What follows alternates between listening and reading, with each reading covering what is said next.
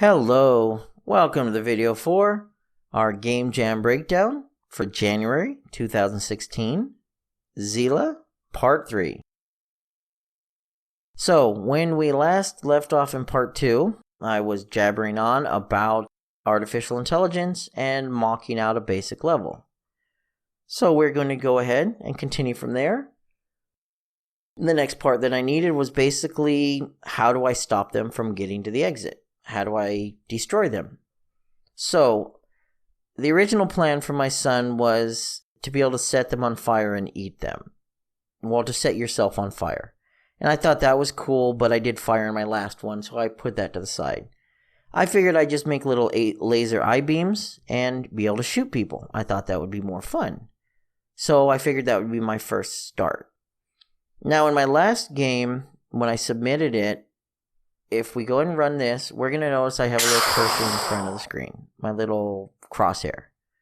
In my last game, I didn't have a crosshair, and it made it really difficult to tell where you were targeting. So that was something I learned. That's one of the great parts about jamming, especially if you can do it every month. You learn from your mistakes, and you get to learn ahead of time when you're working on other projects what you're going to need to do. So I knew I needed a crosshair. Now, when you're in first-person mode, a crosshair is not a problem. It's going to be dead center most of the time.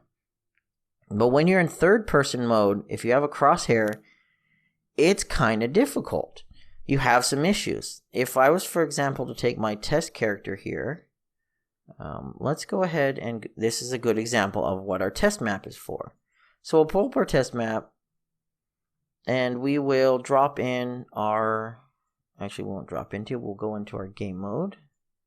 And let's switch over to our test character, and we help play.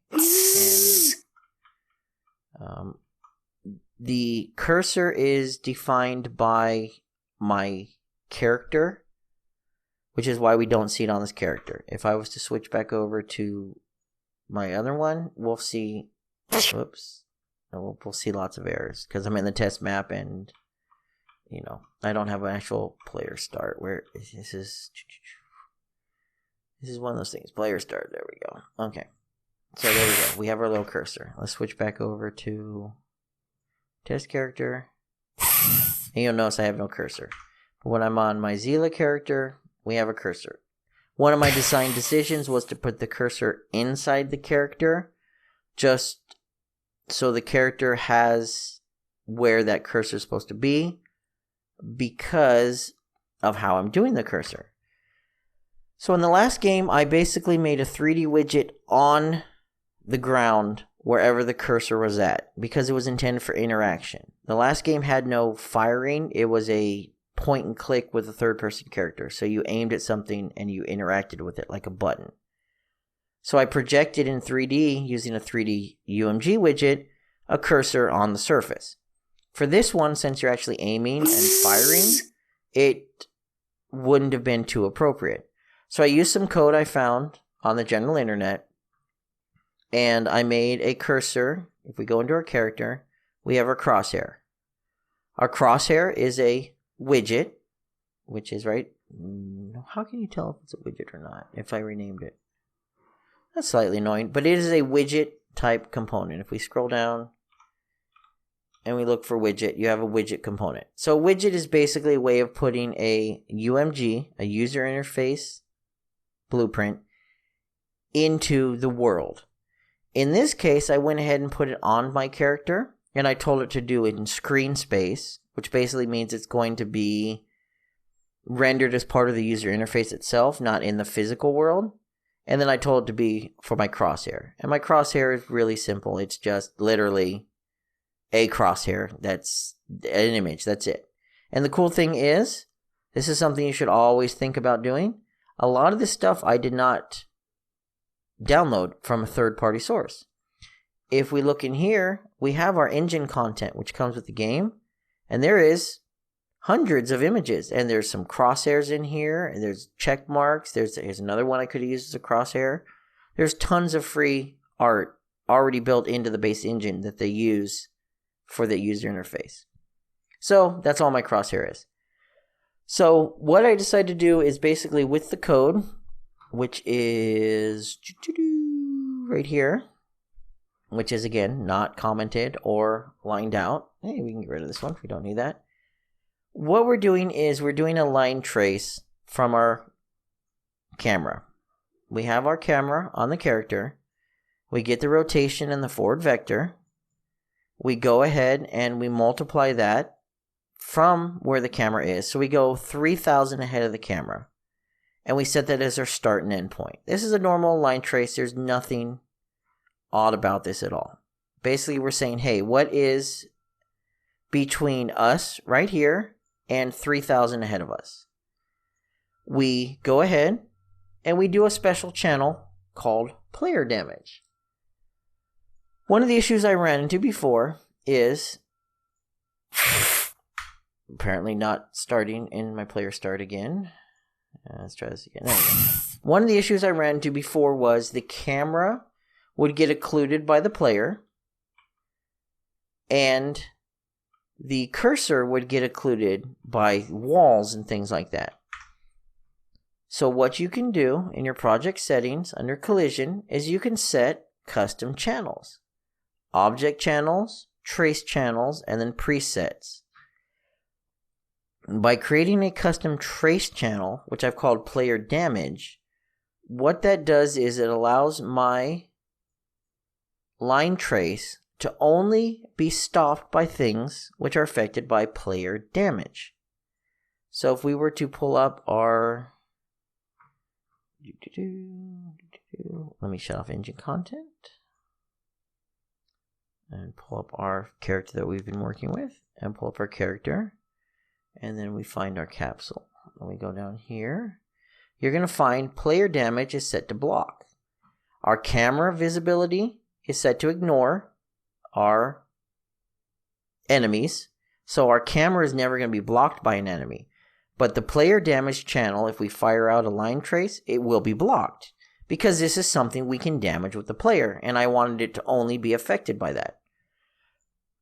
So what we do is we go ahead and we find if that is something that we can damage.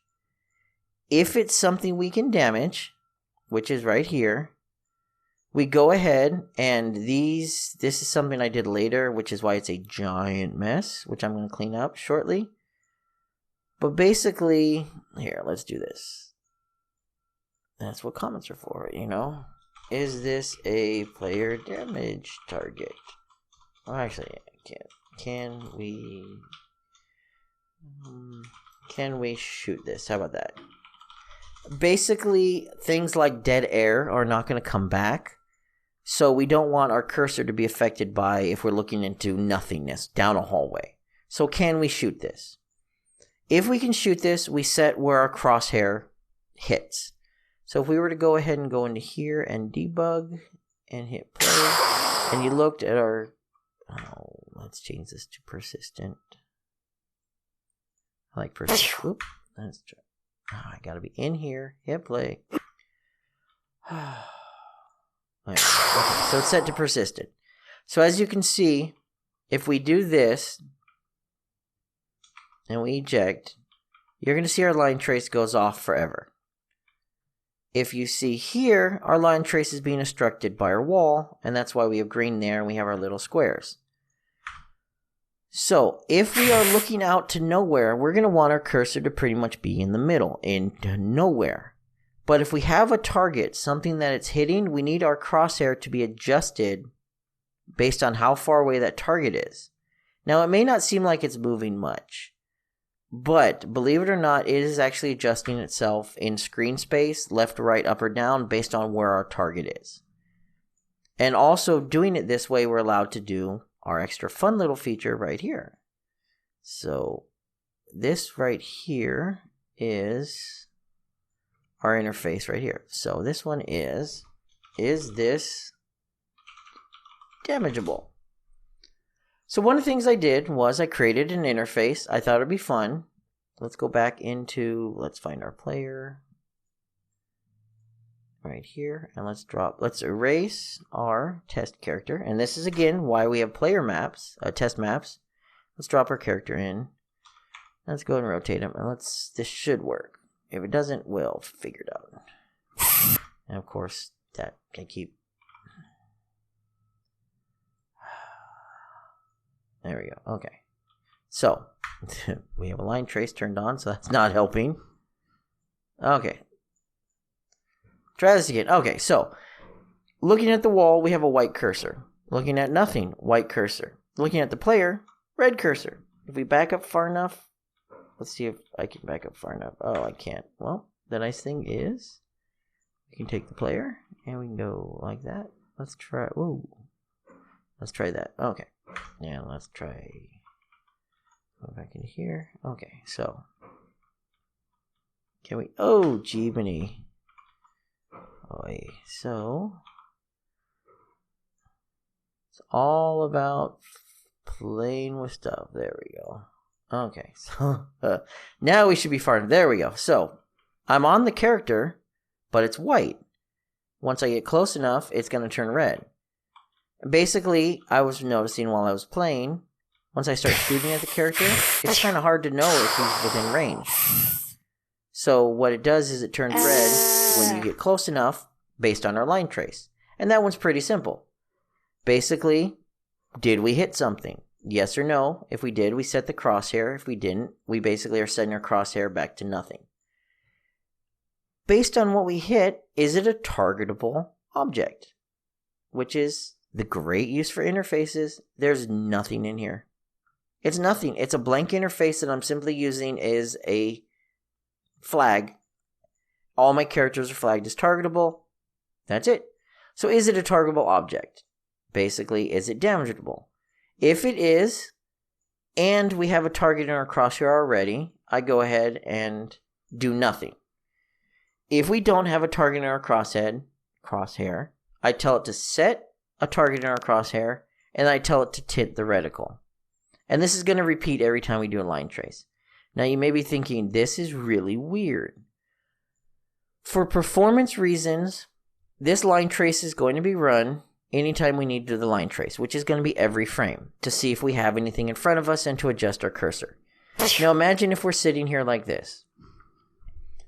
We do a line trace. It's targetable. Okay, let's go ahead and tint our cursor red. One frame passes. Is this targetable? Yes. Okay, let's go ahead and tint our cursor red. And it's going to repeat every single frame, updating our cursor to be red by changing the widget. It's an unnecessary use of resources. So all I do is pretty simple, and that is what our check is for. Right now, our target does not need to be tinted, and our target has not changed. We're targeting nothing. The frame that it goes into a targetable object, it runs this check. It checks to see if we have something in our crosshairs, sets it, now that we have something in our crosshairs, and tells it should tint. Now the next frame for the should tint, after it tints, it tells it not to tint again. And that's what these other checks are here for. So basically it's only going to tint the reticle once, and then it will not tint the reticle again until the target changes in or out of the crosshair. So it's a way of saving resources.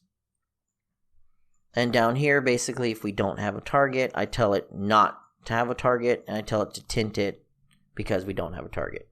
And of course, the next time we go through, this is going to run through again. Do we have a target in our crosshair? No, we go ahead and finish. And these failure loops, which are not well defined because of nodes, cleanup, And the nice thing is you can have multiple return nodes, which is probably what I use for the cleanup. So that's how that works. Basically, every frame, we are doing a line trace. We're seeing where our target should be in our screen, what our target should be showing, whether it's red or white, and then we set it. And then this function right here is basically setting the location based on where it should be. And that's it. So, that solved our problem with having a valid cursor. Gosh darn it, that is so annoying. There we go. That solved our problem with having a crosshair, a targeting reticle. You need one in third person. If we go into our character and we go into our viewport, this right here, our spring arm, is where we can see when we hit play, which, okay, that is annoying. I've got to figure that bug out. Okay, so the crosshair is above our character. That is determined by our spring arm. If, let's say, we wanted it to be in front of our character, we could do that. And now our crosshair is going to be in front of the character. One advantage of me using the screen space for a widget is, if you notice, no matter what, that crosshair is always going to be visible. This is something that took me about 25 minutes or so of just playing with. Basically going through the character, adjusting where the spring arm's at, adjusting where its target point is at. You can even adjust it off to the side. Here we go, boom. Now we have a little Gears of War button. Well, assuming we can start it over here. Okay, let's try this for the third time. Seriously, game, what is going on? Just think, okay, is it just not a valid starting point? No, what? There we go. Now we have a little Gears of War where it's off to the side as our targeting reticle. And as you can see, it's not affected by where our character is at. That reticle itself is always going to be on the screen. It's always going to be in that same position based on the spring arm. So that is what the spring arm and the crosshair and our targeting reticle and all that, how it works together. Basically, it takes and it puts it on a screen because you need one. Trust me on this one. You need a targeting reticle. If you don't have one, it's annoying and your players are just going to get frustrated as hell. So, actually, you know what's funny is I wonder if, because I'm trying to remember if I have this set up. I try to make things as generic as possible. I think this is why that's happening. Or one of the errors, at least. No, okay. I don't know if we run to the exit. Okay, so at this point in time, I have my mall map. We'll go back to it. And we'll save our test map. And I have a basic first floor. I threw a couple people on the floor, and I had an exit. People could run to the exit, and I could shoot the people as they were running for the exit because I had a targeting reticle, and I could fire. I couldn't kill them, but I could shoot at them. So the next part was, how can we actually do damage to them? Now, I'm going to be honest here. There's a lot of stuff that could be done better for how I handle the firing and the shooting and things like that. Without my design document and with trying to learn new things and leaving in things that were coded kind of poorly but worked, things are really funky. I'm going to be honest. Things are funky, but we're going to cover why they're funky. And with this being a game jam, it worked. That's what counts. You get it done, you learn, and you use it for the next time. So we're going to go back to our controller. So our controller is what controls everything. Now we have our left mouse button. Let's go ahead and move these out of the way until we get to them. And we have our next input. Now our next input is our left mouse button right here, which is technically our spacebar and our right mouse button, but we covered that. So one of the first things is, since I'm going to fire, we need a cooldown. And the cooldown's pretty simple. We basically keep track of the last time it was fired, compare it to my cooldown, which is half a second, and we make sure we can't fire faster than half a second. It's pretty simple, pretty standard when you have a game where you can fire as fast as you can click. You don't want to allow someone with faster reflexes an advantage. So we set it to half a second cooldown. Now what we're doing here is we are using our controlled pawn, getting line trace results, and then attacking the target. And then we're playing a sound, which is our laser sound. These right here is where I said things got a little bit funky. I was trying something new. What I'm doing is I have an interface right here. These are interfaces for each of my different types of blueprints. I have one for my controllable, one for my controller interface, a crosshair, if something's damageable. My game state has an interface, my HUD, my wave spawn. Basically, this is my controlled pawn. Now my controlled pawn is going to be my Zila character. I want to run something on my Zila character. I want to do something with it. Maybe check its health or life, or maybe I want it to, like in this case, do a line trace. Now, traditionally, if you're not using an interface, you would have to cast in order to make sure you have the correct type of class. So I'd have to get the controlled pawn, then I'd have to cast to my Zila character, and then as the Zila character, I would do, whatever my function was that I wanted to call the function on. In an attempt to try to keep things generic and allow expandability, which I did not use in this game, but I was learning, I used interfaces. Basically, any of my characters that could be controlled, I have an interface for called controllable character. And that basically gets my line trace results and also tells that character to attack. So what I'm doing is I'm getting my character, which is my little Zila character here, and then we are telling it to get the line trace results. So if we go back to our character and we find the get line trace results, which is right here, what we are doing is we are doing a line trace on demand. Basically, what I tried to do is, because of the way this is set up, because I'm using line traces for determining targets and I'm using third-person targeting, I'm firing off line traces from the character. I tried to keep the character as the person who did things. The controller controls things. It controls movement and it tells things what to do. The character does stuff. I tried to keep a separation there. So rather than have my controller go, okay, I push the fire button. Now the controller is going to see if it hit anything, and then the controller is going to do things. The controller is telling the character, you see if you hit anything. And then the controller is telling the character, okay, now attack the target. So that's how that works. So, doing the line trace on demand is pretty much going to be identical to the other line trace I did, even down to the floating extra variable. But the only difference here is I'm not setting the crosshair itself, because I don't need to set the crosshair for my red cursor and green cursor because I'm doing that every frame. All I'm doing here is basically seeing what I hit and getting back the hit result. That's it. Now, if I did a hit result, I process it and I tell the controller what I hit. Now the controller comes back here and says, okay, well, let's see what you hit. Was it a damageable object? If it was a damageable object, we're going to apply damage to it. This is used for my exploding Gibby damageable destructible mesh. This right here is for attacking target right here. This is for actually spawning my laser beams and things like that. So by splitting things up, basically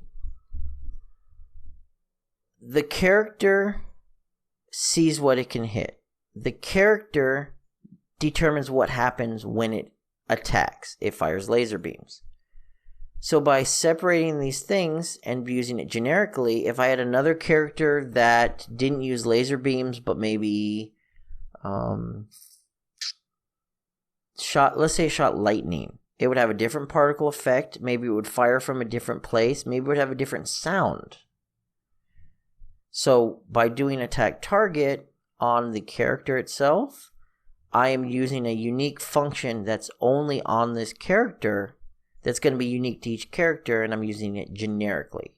So that's the point of interfaces, doing things generically. So left button, line trace results, pass the line trace results back to my controller. My controller checks to see if it hit anything. If it hit anything, it applies point damage. This is done. I don't have health on the characters.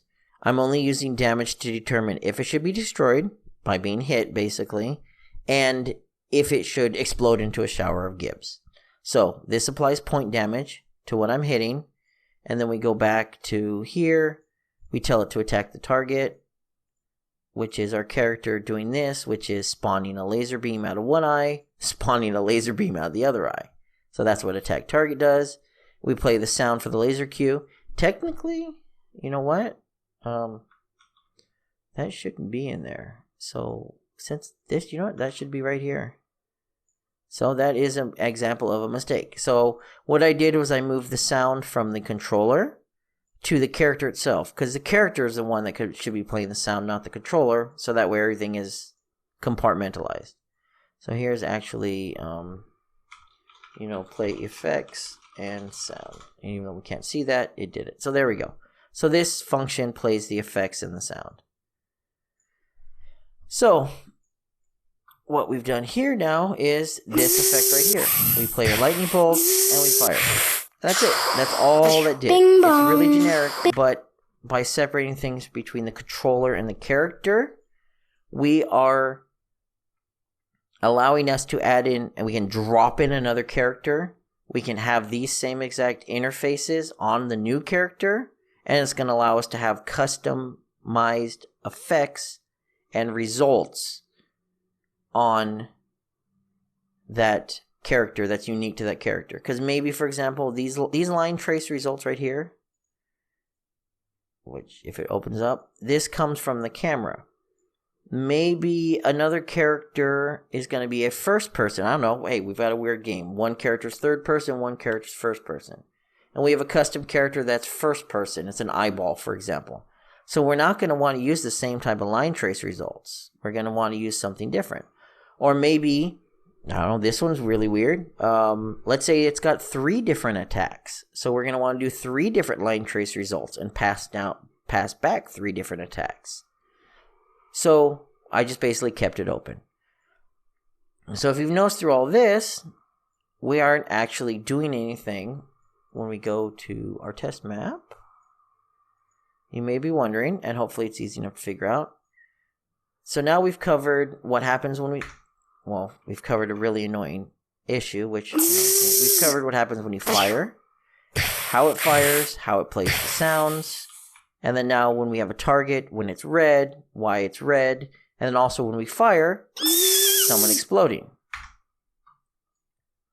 Now the exploding is controlled by, right here. This right here, apply point damage. So if we pull up our character, this is an example. Again, lots of examples, lots of me doing things wrong. If we pull up our enemy character here, we're going to notice, there's nothing in here. All I'm doing is setting the AI controller. If we go into our enemy type 1, we're going to find this event right here, any damage. If we go into our enemy type 2, or female type 1, we're going to find damage. And you're going to find each of my characters has a damage function in them that is identical except for this part right here, the sound that's played. They're all identical. They shouldn't be. These should not be in here. There should be a variable on each of these that holds the sound, that it pulls the variable from, and this exact function, this event, should actually be in my base enemy class. But because I didn't have a document, because I created 1 character to start with and then decided to add in 3 more, I just had to do a bunch of copy pasting. If I was refactoring this, I would fix that. So this is an example of an issue where it's extra work because I didn't do a design document. So going back to my damage, here's my character, and this is what happens. This is awesome. You see this right here? Event any damage? I didn't make it. This is something that's built in to one of our existing functions. If you have all right here, functions override, you have all of these that are built in because we have a character. And some of these are different types of damage. I think there's 3, yeah. Radial damage, point damage, and then any damage. And this is great. It's just an event that's fired from Zilla, my controller, right? Here we go. Right here. Apply point damage. My controller, right here, my damage, this right here, let's see. Damage, apply. Here we go. Apply damage, point damage, radial damage with fall off. These are all functions that are built in to Unreal Engine. These are all generic functions. These are nothing I created. I didn't have to create any of these extra inputs, anything to handle this. I said, boom, apply point damage, filled in the values. My character has an event called any damage, and it fires whenever it takes damage. That's it. Simple as that. So my controller applies damage to it. My character, my enemy, takes the damage. What I tell it to do is I spawn my destructible mesh. I go ahead and apply damage to the destructible mesh because this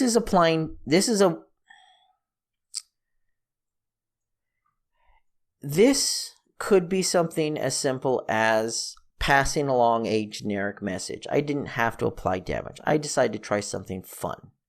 This could be, because in theory, I have this is one of those things that didn't work. I have something called Destructibles where I made, let's watch here, assuming we can actually play the game. This is one of those failed things. I made a destructible where you could shoot it, you could target it, and it would blow up, assuming I set it up properly. I wanted to have destructible signs like I talked about. So by applying damage, it allowed me to apply damage to a destructible mesh, and then things blew up automatically. If I was doing this where I wasn't going to use damage, for example, it didn't have a health bar like in my game, I would probably just use a custom interface and say shot or was hit or, take damage or something like that. Not take damage because I'm not taking damage, but I'd have a custom event that was simply a one fire interface. And then my character you would listen for the interface and say, oh, I was hit. But because I tried to make it generic, I used the any damage event. So, long story short, it's just a way of me working through a system and learning things. So, I spawn my destructible mesh. I apply damage to my destructible mesh, so it'll explode. I tell my game state one of my survivors was killed, and I pass along the score value. I spawn a decal right here on the ground, which is a little blood splatter. I spawn a sound, which is one of our random people screaming, and then I destroy my character. So basically what you're seeing is my character's going to disappear if we get this stupid thing working. So we'll go back to our mall and find our mall map.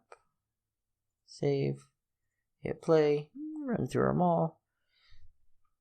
We'll get our first wave spawning. Bing bong, bing bong. Customers need assistance on floor 1. They explode, blood thing on the ground, destructible mesh, and they go. And it all happens at once. So our character's running. Bing bong, bing bong. Mesh spawns. Customers need I apply damage to the destructible mesh so it breaks up. We spawn a decal on the ground, and then we destroy our original actor, which was running for our exit.